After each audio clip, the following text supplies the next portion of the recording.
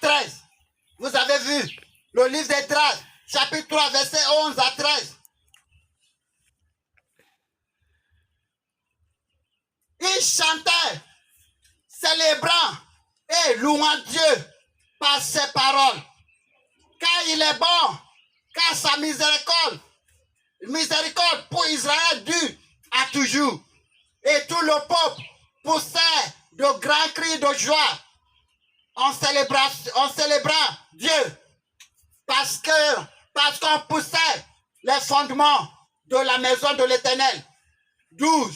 Mais plusieurs des sacrificateurs et des Lévites et des chefs de famille âgés qui avaient vu la première maison pleuraient à grand bruit pendant qu'on poussait sur leurs yeux les fondements de cette maison. Beaucoup d'autres faisaient délater leur joie par des cris. 13. En sorte qu'on ne pouvait distinguer le bruit des cris de joie avec le bruit des pleurs parmi le peuple. Car le peuple poussait de grands cris. Donc le son s'attendait au loin. Et dit, parce qu'il y a un Dieu, à chaque moment, analysez ce qu'il vous a fait. Analysez chaque moment d'où vous venez, d'où il vous a pris, où vous êtes et ce qu'il vous a promis. Il dit, les anciens, les sacrificateurs, les pasteurs, les prophètes, toutes ces personnes-là qui sont âgées, qui ont vu ce que Dieu a déjà fait, ils ont commencé à pleurer quand ils ont vu ce qu'il attend de faire encore. Ça veut dire le Dieu qui les a fait sortir d'Égypte attend d'accomplir quelque chose de grandiose par la main des enfants, Salomon.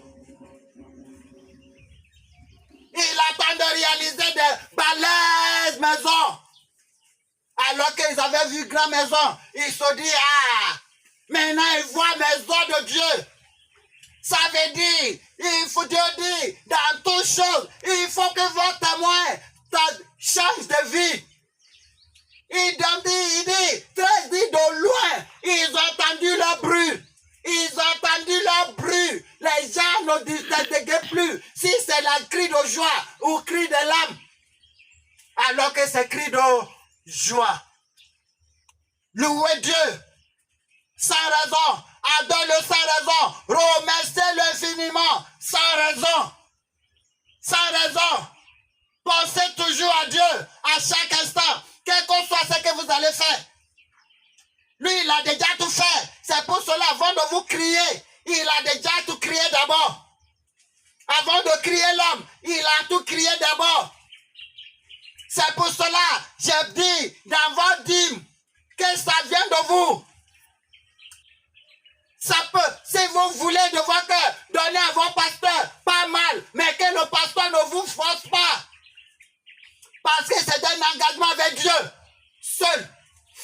Que le pasteur ne vous force pas, c'est un engagement avec Dieu. Ça veut dire, votre dîme, vous pouvez donner aux pauvres.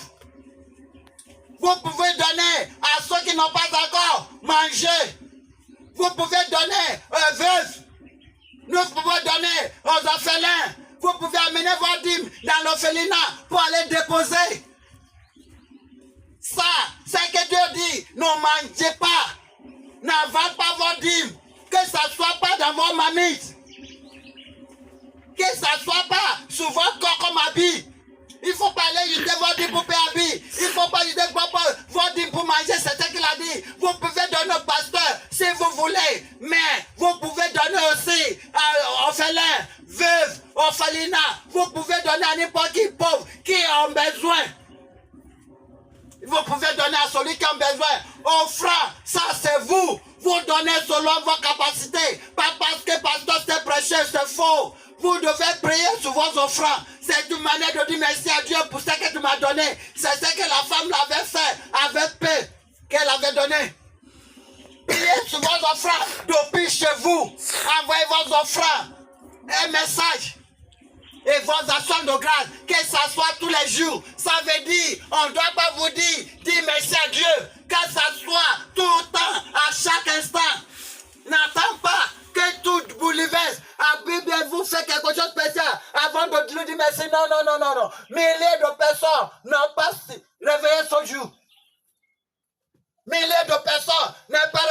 jours, quelqu'un m'a appelé. Papa, c'est Dieu n'a pas encore répondu. J'ai dit, ce n'est pas parce qu'il n'a pas encore répondu. Il ne répond pas. Il a déjà répondu de même chose à ces milliards de personnes.